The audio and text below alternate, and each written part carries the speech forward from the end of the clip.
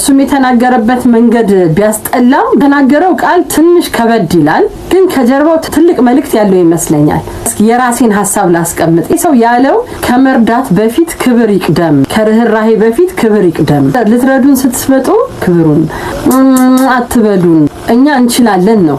ይሄን ማለት ልክ ነህ፣ ግን ይሄን ያልክበት ንግግር ያስጠላል። አስተውል። እዚህ ጋር ለመርዳት የሚመጡት ያንተን ጥንካሬ አይደለም የሚያዩት፣ የጎደለህ ነገር ስላለ አንተን ለመርዳት ሰውኛ ስሜታቸውን ይዘው ነው የመጡት። በአንተና ወይ አንተን ሐሳብ የሚጋሩ ሰዎች ያልገባችሁ ነገር ለጽድቅ ለኩነኔ ብለው አይደለም፣ ቅልብ ስላላቸው ነው። ያንተን ኃይል፣ ያንተን ሙሉነት፣ ያንተን ኮንፊደንስ አንተን የምታውቀው።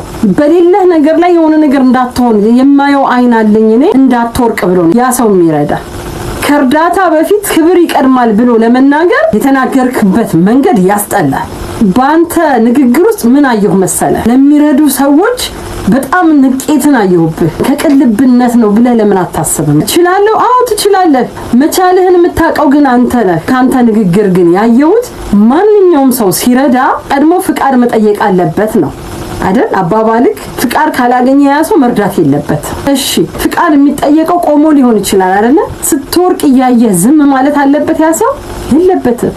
አንተ ጋር የእውነት ነው የምነግርህ፣ ይሄ በግላጭ ያልወጣ ግን በጣም ብጥርጥር ስታደርገው ደግሞ አይን አላቸው ብለህ ለምታስባቸው ሰዎች ንቄት እንዳለብክ ነው። ምን አልክ? እኔ እየሄድኩኝ ሰዎች እኔን ይገፉኛል። እሺ እያየሁ አይገፉህም። ገፉኛል ከቦታ የት ነው? ሜክሲኮ። አዎ ሰው የሚበዛበት።